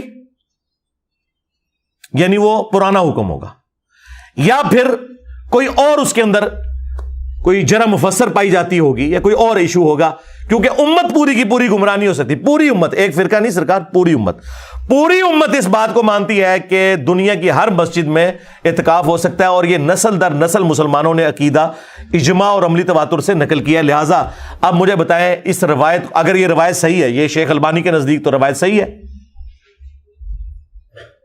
تو صحیح حدیث کیسے اجماع امت کے خلاف ہو گئی؟ تو شیخ زبیر صاحب نے یہ مثال کوٹ کی۔ اچھا، انہوں نے ایک بڑا اچھا مضمون لکھا ہے، وہ تو میں آپ کو پورا سمجھاؤں تو یہاں 10 گھنٹے چاہیے، 40 صفحوں کا مضمون ہے وہ، مقالات کی پہلی جلد کے اندر۔ اگر کسی کو شوق ہے نا تدلیس کو سمجھنے کا، تو یہ تو میں ابھی صرف ایک جو عام لیول کی چیزیں وہ آپ کو بتا رہا ہوں، وہ آپ پورا مضمون پڑھیں۔ مقالات کی پہلی جلد، شیخ زبیر لزئی صاحب کے جو مختلف مضامین تھے رسالوں میں جو چھپے تھے، وہ بعد میں مقالات کی 6 جلدیں آ چکی ہیں، ان میں پہلی جلد میں یہ 40 صفحوں کا پورا ایک مضمون ہے۔ تو اب اس روایت سے کیسے جان چھڑائیں گے؟ تو شیخ زبیر صاحب کہتے ہیں میرے نزدیک تو یہ روایت اصول محدثین پہ ضعیف ہے، کیونکہ امام مسلم نے لکھا ہے مدلس کی آنے والی روایت سما کی تصریح کے بغیر ضعیف تصور ہوگی، تو اس میں سفیان بن عیینہ مدلس ہے، عن سے روایت کر رہے ہیں، سما کی تصریح ڈھونڈے نہیں ملتی۔ تو اس طرح کی پھکیاں شیخ زبیر صاحب نے اپنے بعض استادوں کو دیں جو اس وقت تھوڑا اس معاملے میں کمزوری دکھاتے تھے، کہ پھر ان روایتوں کو صحیح مانو، تو یا پھر اس اصول کو مانو جو محدثین کے ہاں اسٹیبلش ہے۔ اچھا، تدلیس کے حوالے سے ایک اور بڑی حیران کن مثال ہے، مسند احمد کے اندر حدیث موجود ہے، مشکات المصابیح کے اندر بھی موجود ہے، اور امام بخاری نے الادب المفرد کے اندر بھی یہ حدیث نقل کیا۔ اب یہ اصول محدثین پر صرف تدلیس کے ایشو کی وجہ سے ضعیف ہے، کہ نبی صلی اللہ علیہ وآلہ وسلم نے فرمایا جو شخص اپنے جاہلی نسب کے اوپر فخر کرے اسے کہو کہ اپنے باپ کی شرمگاہ کاٹ کے اپنے منہ میں رکھ لے، اور یہ بات کنائے سے نہ کرو، ڈائریکٹ اسے کہو۔ اب یہ اتنی حیا سوز بات رسول اللہ کی زبان پہ نہیں آ سکتی صلی اللہ علیہ وآلہ وسلم۔ اس حدیث کی سند میں حسن بصری مدلس ہے اور عن سے روایت کر رہے ہیں، اور سما کی تصریح نہیں ہے، اگرچہ وہ محدثین جو کہ اس تدلیس سے صرف نظر کرتے ہیں وہ اس حدیث کو صحیح مانتے ہیں، لیکن جب ہم ان پر اعتراض کرتے ہیں کہ اس کا جواب دو، یہ اتنی گستاخانہ بات ہے، تو جواب ان کے پاس کوئی نہیں ہے۔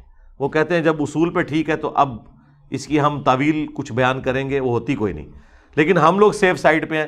حسن بصری جو خیر التابعین میں سے ہیں، خیر التابعین 4 بندے ہیں ٹاپ آف لسٹ، اویس کرنی، حسن بصری، سعید ابن مسیب، سعید ابن جبیر، یا اس کے بعد محمد بن سیرین کہہ لیں، ان میں سے ایک بندہ ٹاپ پہ، اور یہ وہ تابعی ہے جس سے صحابہ نے حدیثیں روایت کی ہوئی ہیں، یعنی انہوں نے کسی صحابی سے سنی اور کسی اور صحابی نے ان سے سن کے وہ حدیث بیان کی. یہ اتنے جلیل القدر تابعی ہیں, حضرت عمر کے دور کے اندر پیدا ہوئے ہیں, سینئر تابعین میں سے.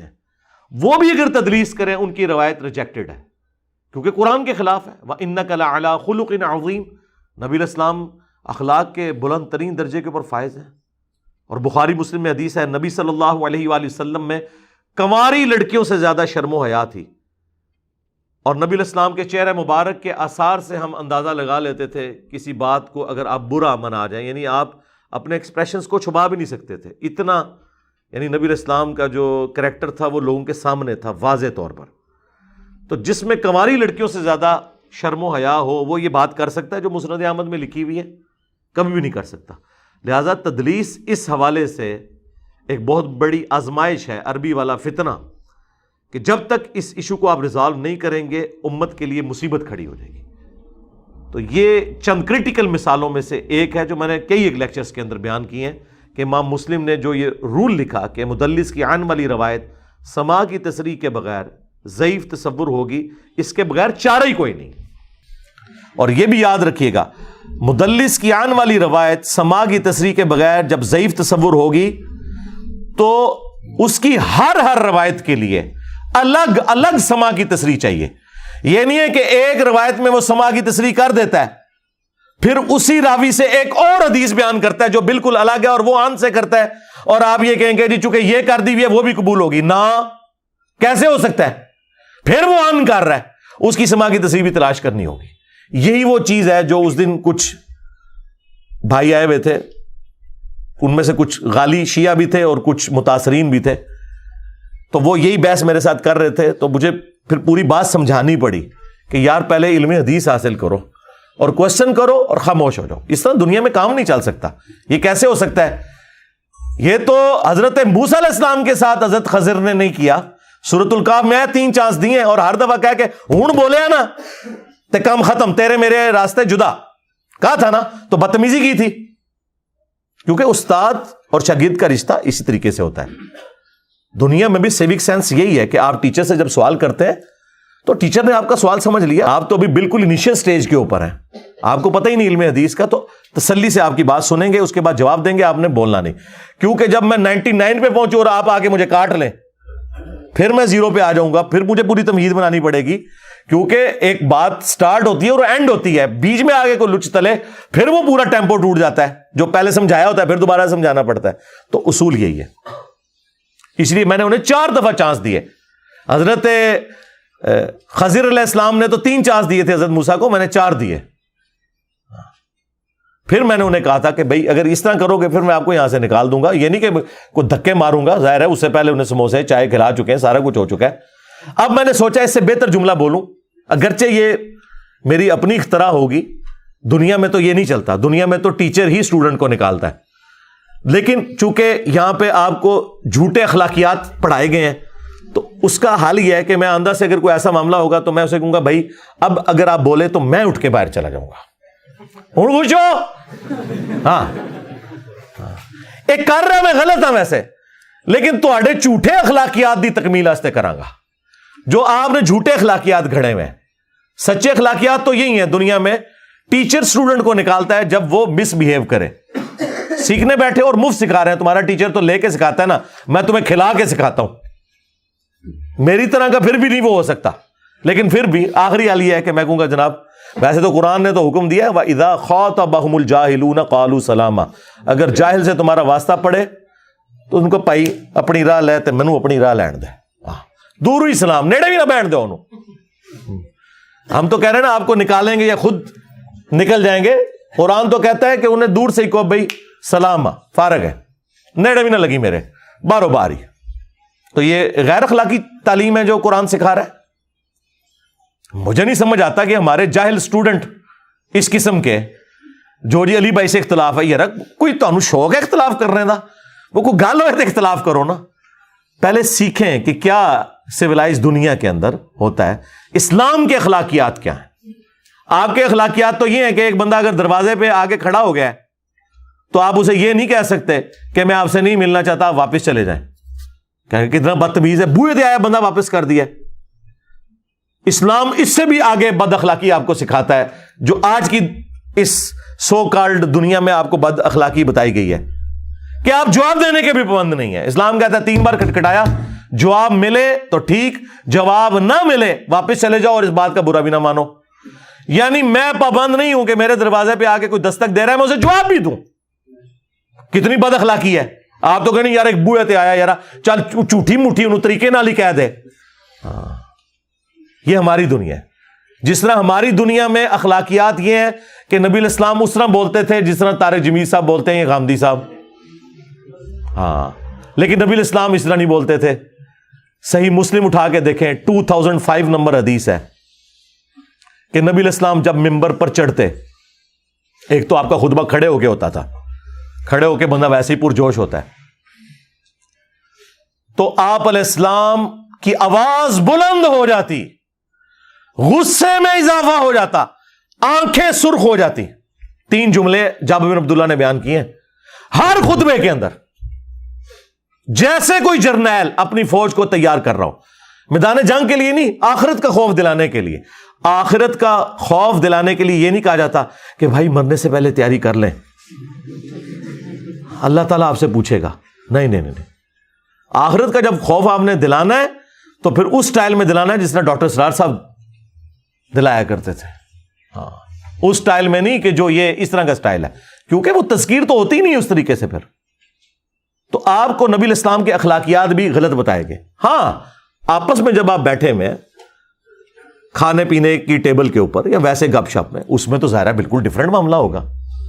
تو میں نے آپ کو بتایا کہ شاید افریدی صاحب جس طریقے سے کرکٹ کے میدان کے اندر بلند آواز سے اپیل کرتے ہیں تو اپنی بیوی سے چائے تو نہیں آواز ہے کہہ کے منگواتے ہوں گے, ورنہ ٹائم قیامت تک ہے, چادر نہیں لبڑی. ہاں, تو ان کی بیوی بھی کبھی نہیں کہتی ہوگی کہ کار تے تو بڑا صحیح ہونا ہے, بتا نہیں جا کے تنوں کیا ہو جاتا ہے. تو وہ یہ یعنی اتنی عقل ان کو بھی ہے کہ یار یہ ریکوائرمنٹ ہے, لہذا دعوت کی ریکوائرمنٹ ہے, ممبر کی ریکوائرمنٹ ہے. ہاں, گالی گلوچ نہیں ہونا چاہیے. ہاں, ہمارے اس اگریشن کے سٹائل نے تو دنیا میں تبدیلی لے کے آیا کہ لوگوں کو پتا چلا یار یہ اس طرح ہے. لیکن پھر بھی میرا ایک بہت بڑا دعویٰ ہے, ابھی بھی میں حضرت عمر فاروق رضی اللہ تعالیٰ عنہ کی سختی کا کروڑواں حصہ بھی نہیں ہوں, جن کو رسول اللہ کی صحبت ملی تھی. اس کے باوجود وہ حضور کی موجودگی میں کئی دفعہ کہتے تھے یا رسول اللہ اجازت دیں میں اس کی گردن کاٹ دوں. اب یہ بار بار تلوار کو ہاتھ ڈالنا حضور کی موجودگی میں, پھر حضور بعض اوقات منع کرتے تھے اور بعض اوقات نبی الاسلام ان کی کوئی اگر صحیح بات ہوتی تھی اسے انڈورس بھی کرتے تھے. اس سے بڑھ کر مسلم شریف میں حضرت ابو ہریرہ کی انہوں نے پھینٹی لگا دی تھی ایک حدیث بیان کرنے کے اوپر. اگر میں نے آج تک کبھی نہ تلوار سونتی نہ کسی کی پھینٹی لگائی, ٹھیک ہے, اور جو یہ سختی والا یہ بالکل غلط, کوئی سختی, مجھ سے زیادہ نرم ہی کوئی نہیں. سرکار آپ کے بزرگ جب بولتے ہیں نا کہتے ہیں سوراں دے سور, کہنا انہاں بڑے دے اخلاص منگو تو بڑے بڑے لوگ گداواں نو خیر پا ہی دیں گے. چلو جی چلیے او بھابیاں دی اذان اے تے کڑا دے اے تے سور دے سور چل چلیے.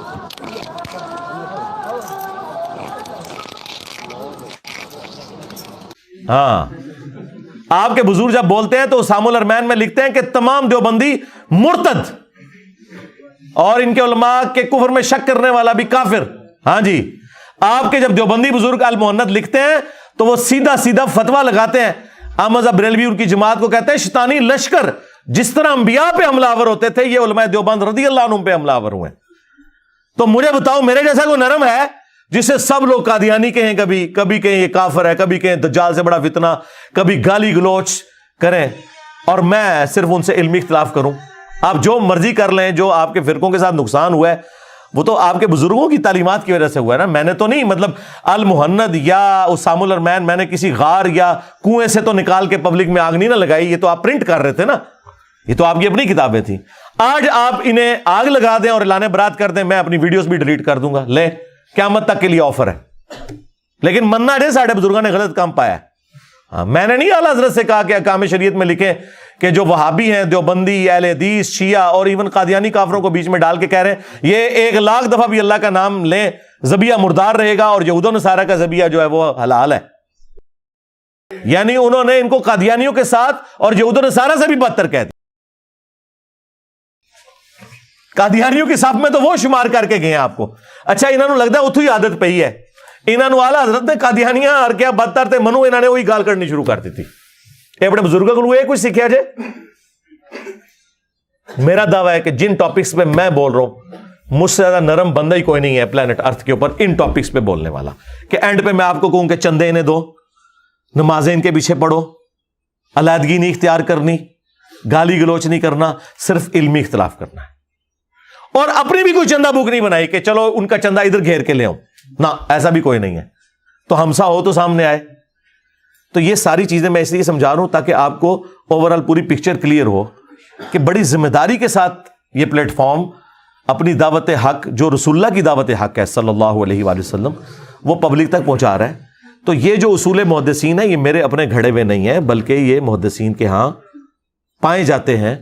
یہ میں نے کوئی گھر بیٹھ کے نہیں بنا لیے کہ مدلس کی آنے والی روایت سما کی تصریح کے بغیر ضعیف ہوتی ہے. تو وہ جو بھائی آئے تھے ان کو یہی سمجھائی تھی کہ آپ جو ابو داؤد سے روایت پیش کر رہے تھے کہ رکین سے جو ہے وہ سما ثابت ہے شریک القادی کی, تو وہ اس روایت کے لیے ہے. اور وہ بھی اس کے فٹ نوٹ پہ شیخ زبیر صاحب نے لکھا ہے یہاں پہ بھی ان سے ہے لیکن یہی روایت جو ہے وہ دوسری کتابوں کے اندر سما کی تصریح کے ساتھ ہے, اس لیے میں اسے صحیح قرار دے رہا ہوں. اچھا یہ جو روایت ہے خلیفتین والی کہ میں اپنے بعد 2 خلیفتین چھوڑ کے جا رہا ہوں, قرآن اور اہل البیت, اس سے کوئی یہ نہ سمجھے کہ ہم اس روایت کو اگر ضعیف سمجھتے ہیں تو ہم حدیث ثقلین کو ضعیف سمجھ رہے ہیں. نعوذ باللہ. حدیث ثقلین مسلم شریف میں اوپر تلے 4 ہیں, 6225 سے 6228 تک, اور وہ متواتر احادیث میں سے حدیث ہے. اہل سنت کی کئی کتابوں میں ہے, مسند احمد کے اندر ہے, جامعہ ترمذی کے اندر ہے, سنن نسائی الکبریٰ میں ہے, المستدرک الحاکم میں ہے, اور سب سے بڑھ کر مسلم شریف میں ہے کہ اے لوگو آگاہ ہو جاؤ میں بھی ایک انسان ہوں, قریب ہے کہ اللہ کا قاصد میرے پاس آئے اور میں اس کی دعوت قبول کر لوں. میں اپنے بعد تم میں 2 بھاری چیزیں چھوڑ کے جا رہا ہوں. ان میں سے پہلی چیز اللہ کی کتاب ہے, اس میں ہدایت ہے, اس میں نور ہے. تم اللہ کی کتاب کو پکڑو, اپنا تعلق اس کتاب کے ساتھ مضبوط کرو. اللہ کی کتاب اللہ کی رسی ہے, جو اسے پکڑے گا وہ ہدایت پہ ہوگا, جو چھوڑ دے گا وہ گمراہ ہو جائے گا. زید بن ارقم کہتے ہیں کہ نبی علیہ السلام پھر ترغیب دلاتے رہے کہ اللہ کی کتاب, اللہ کی کتاب. اور دوسری بھاری چیز میرے اہل البیت ہے, میں اپنے اہل البیت کے معاملے میں تمہیں اللہ کا خوف دلاتا ہوں. اور یہ بات آپ نے 3 دفعہ کی. امت بالکل الٹ چلی, نہ قرآن کو پکڑا نہ اہل البیت کو زندہ چھوڑا. حضور کو قبر میں گئے 50 سال ہوئے اور آپ کے خاندان کے لوگوں کو ذبح کر دیا. اللہ کے فضل سے یہ پلیٹ فارم غدیر خم پہ کھڑا ہے آج تک. قرآن کی توحید پکڑی ہوئی ہے, سارے عقائد و نظریات پکڑے ہوئے ہیں, اور 0 ٹالرنس ہے. اہل البیت کے دفاع کے اوپر 0 ٹالرنس ہے. اس زمانے میں اہل البیت کا دفاع تھا کہ ان کے ساتھ ملتے, مخالفین کے خلاف جنگ کرتے. اور آج اہل البیت کا دفاع یہ ہے کہ اہل البیت کے دشمنوں کو بے نقاب کرنا اور ان کے دشمنوں کا دفاع کرنے والوں کی علمی کمزوریاں پبلک کے اوپر ہائی لائٹ کر کے اہل البیت کا صحیح جو مقام ہے لوگوں کے سامنے ظاہر کرنا. تو اللہ کے فضل سے ہم کھڑے میں. تو ان معنوں میں اگر حدیث ثقلین یعنی 2 بھاری چیزیں, ثقلین کہتے ہیں 2 بھاری چیزوں کو, ان معنوں میں اگر کوئی خلیفتین بھی کہتا ہے قرآن کو اور اہل البیت کو تو ہمیں کوئی حرج نہیں ہے. لیکن اگر خلیفتین ان معنوں میں کہہ رہا ہے کہ وصی رسول یا کوئی عقیدہ امامت, تو بالکل فراڈ ہے. اس کی وجہ یہ ہے کہ اگر یہ چیز ہے تو بھائی آپ جن اماموں کو کلیم کر رہے ہو ان اماموں کو تو ہم بھی اپنا امام مانتے ہیں, لیکن ان میں جو آپ کے آخری امام ہیں وہ تو 1200 سال سے غیابت میں گئے ہوئے ہیں, ان سے تو کوئی ہماری کمیونیکیشن بھی نہیں ہو سکتی. تو جو امام 1200 سال سے اپنے ماننے والوں کو گائیڈ لائنز ہی پرووائڈ نہ کر سکے تو وہ امام کیسا نہیں جی, وہ تو اب غیابت میں جب نکلیں گے ہم نے قرآن و سنت سے احکامات لینے ہیں. تو یہی تو آپ کو سمجھا رہے ہیں کہ امام ایکسپرٹس ہوتے تھے. اس کا یہ مطلب نہیں کہ انہوں نے کوئی اپنی طرف سے کوئی ڈیوائن علم آپ کو سکھانا ہے جو موجود نہیں ہے. تو یہ اتنا غلوف کرنا اس معاملے میں, اللہ سے ڈر جائیں. یہ تو مسئلہ حل ہو چکا. 8 سے 1200 سال پہلے تو شاید 2 رائے ہوتی, لیکن آج 1200 سال سے سارے لوگ بغیر امام کے بیٹھے ہوئے ہیں. تو اگر اس سے مراد یہ تھا کہ وہ قیامت تک کے لیے خلیفہ ہیں تو کدھر ہیں پھر اس وقت؟ کمیونیکیٹ بھی نہیں کر رہے. ہاں ہم کہتے ہیں نا خلیفہ حضور کا جو ہے نہ حضرت ابوبکر ہے نہ حضرت علی ہے, یہ قرآن ہے. حضرت ابو بکر، عمر، عثمان و علی یہ نبی الاسلام کے پولیٹیکل خلیفہ ہیں اس حوالے سے کہ آپ کی مسند پہ آ کے بیٹھے، صحابہ کے اجماع سے ان کو چنا گیا، اور روحانی خلیفہ بھی اس اعتبار سے کہ وہ دین سکھایا کرتے تھے۔ یہ وصی نہیں ہے کہ نبی الاسلام نے وصیت کی ہو کہ قیامت تک کے لیے اب یہ رہیں گے، ظاہر سب کے سب فوت ہو چکے ہیں۔ 2 سال کے بعد حضرت ابو بکر فوت ہو گئے، آلموسٹ 2.25 سال کے بعد، اور 12 سال کے بعد حضرت عمر شہید ہو گئے، 25 سال کے بعد سیدنا عثمان شہید ہو گئے، 30 سال کے بعد سیدنا علی شہید ہو گئے، خلافت راشدہ ختم ہو گئی۔ آج آخری صحابی کو فوت ہوئے بھی آلموسٹ آپ سمجھ لیں 1350 سال ہو چکے ہیں۔ ابو طفیل عامر بن واثلہ 110 ہجری میں فوت ہوئے، آج 1444 ہجری چل رہا ہے۔ تو نبی الاسلام اگر فوت شدگان کے حوالے ہمیں کر کے جا رہے تھے تو فائدہ کیا؟ جو نبی الاسلام کا سٹیٹس ہے نا آج کی ڈیٹ میں کہ اللہ کی جنتوں میں جا چکے ہیں، وہی خلفائے راشدین کا ہے۔ نہ ہم علم جو ہے خلفائے راشدین سے حاصل کر سکتے ہیں، نہ نبی الاسلام سے۔ ہاں ان کی تعلیمات محفوظ ہیں کتابوں کی شکل میں، یہی تو آپ کو بتا رہے ہیں۔ علماء کا کام یہ ہے کہ وہ آسمان سے نازل کردہ وحی کی تعلیمات پبلک تک پہنچائیں۔ رہا اجتہاد جدید مسائل میں تو سرکار وہ تو آج سے 100 سال پہلے لوگوں کا اجتہاد بھی آج کے لیے کافی نہیں، 1200 سال تو چھوڑ دیں۔ وہ ہر زمانے میں قرآن و سنت کی تعلیمات کی روشنی میں جو جدید مسائل آئیں گے اس کے اوپر اجتہاد کریں۔ وہ تو کوئی ایسی چیز نہیں ہے جس کے اوپر کوئی ایک دوسرے کے خلاف مصیبت کھڑی کرے۔ بیسک چیز تو اصولی جو ہے وہ تو عقائد ہے۔ تو کوئی یہ نہ سمجھے کہ ہم معاذ اللہ کوئی اس حوالے سے، بلکہ مجھے تو کسی سرٹیفکیٹ لینے کی ضرورت ہی نہیں ہے جتنا ہم نے اہل البیت کا دفاع کیا اللہ کے فضل سے، اور ہمیں اب کوئی کسی حوالے سے بھی کسی کو کلیریفیکیشن دینے کی ضرورت نہیں ہے۔ یہ نہیں ہے کہ اب کوئی چوہے چھوڑتا ہے اور اب ہر چوہے کے اوپر جواب دیتے رہے۔ یار اس طرح پچھلے 100 سالوں میں 60,000 کتابیں نبی اسلام کے خلاف لکھی گئی ہیں، تو مسلمانوں نے 60,000 کتابیں تو جواب میں نہیں لکھی ہیں۔ بھئی اصولی مقدمہ بیان کرنا ہوتا ہے، دیٹس آل۔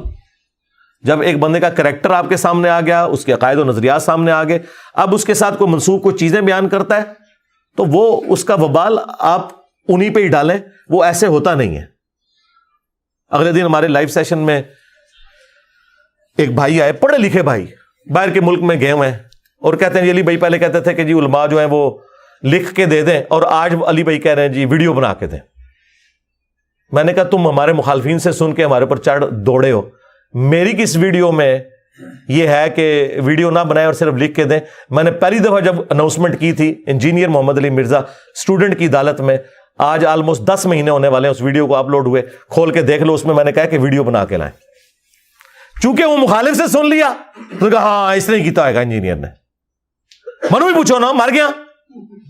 ہاں اسی لیے میں لائیو آ کے بیٹھ رہا ہوں، ساتھ ساتھ منجی ٹھوک رہا ہوں۔ ہاں کوئی گل میں جان نہیں دینا، مجھے پتا ہوتا ہے میں نے کیا بات کی ہے۔ سرٹیفکیٹ آئے آپ کو، کسی کو امام کعبہ سے سرٹیفکیٹ چاہیے، میں ایڈوب فوٹو شاپ میں بنوا دیتا ہوں آپ کو۔ یہ تو سیدھا چور راستہ ہے، بھاگ جاتے ہیں لوگ، ٹویٹیں کر کے بھاگ جاتے ہیں، ڈیلیٹ کر دیتے ہیں۔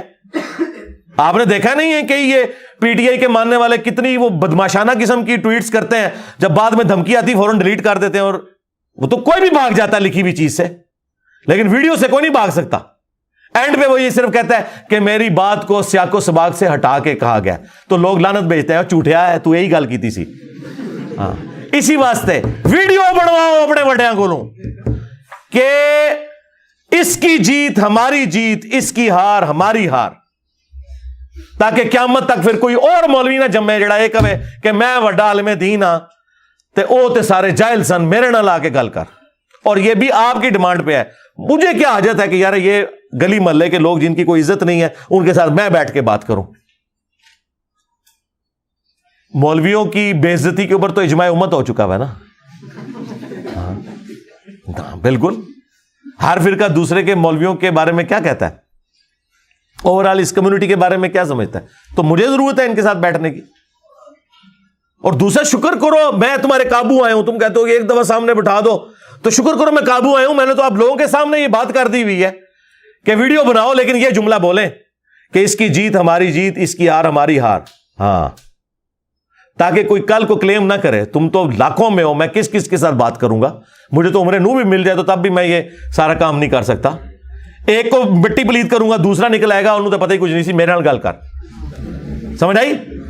اور پھر سب سے بڑی بات، ہمارے صحابہ کرام پہ جب برا وقت آیا تو ہمارے نبی جو کہ لیڈر تھے، انہوں نے فرنٹ سے نہیں لیڈ کیا۔ غزوہ حنین کے موقع پر بخاری مسلم میں آیا 12,000 का लश्कर हुजूर को छोड़ गया, सिर्फ 80 बंदे हुजूर के साथ थे और नबी इस्लाम अकेले आगे बढ़े रईस पढ़ते हुए, अनन नबी ला कदिब अरबनु अब्दुल मुत्तलिब, मैं नबी हूं, इसमें कोई शक की बात नहीं है, मैं अब्दुल मुत्तलिब का बेटा हूं।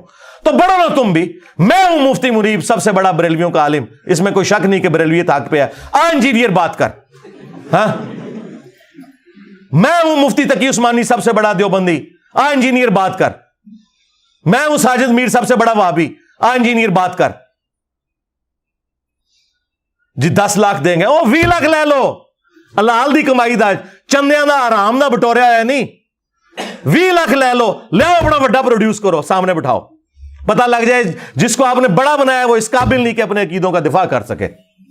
और अकीदे भी याद रखिएगा, ये जब बात होगी तो अकीदे सिर्फ एक फिरके के नहीं डिस्कस होंगे, हाँ ये तीनों एक तस्बीह में पिरोए हुए हैं। हमारे मुतालबात आपके सामने हैं, हम आपको बारहा ये कह चुके हैं कि अहले हदीस, देवबंदी और बरेलवी इत्तेहाद एक तस्बीह की तरह हो चुका है, एक कुव्वत और ताकत बन चुका है। हाँ, और उससे बढ़कर अकीदा बुनियादी क्या है? तौहीद, उसके बाद खत्म नबूवत और फिर अकीदा आखिरत। खत्म नबूवत पे जब एक वाबी मेरे सामने आके बैठेगा ना साजिद मीर, तो मैं उन्होंने कहांगा मीर साहब दसो चिश्ती रसूलुल्लाह के बारे ਤੁਹਾਡਾ क्या ख्याल है? हाँ, ताकि जो तू इथों निकले ना तो पहले बरेलवी तेरी मंजी ठोकन, ते जे तू कवे जायज है ते वाबी तेरी मंजी ठोकन। हुण मनु तुसी दसो, अगर किसी थोड़ी जी भी अकल है, किसी की जुरत है कि सामने आके बह के गल करे खत्म नबूवत उते, वाबी क्या समझते हैं? मैंने इनका मामू इनसे सिर्फ डिस्कस करना है ना, मामू का नंबर ही आखिरी है, हाँ वो आखिरी नंबर है। वो कहते हैं हजरत अबू बकर से लेकर हजरत मुआविया तक उन्होंने पता है आखिरी नंबर है, हाँ वाशी तू भी थले लै गए ने,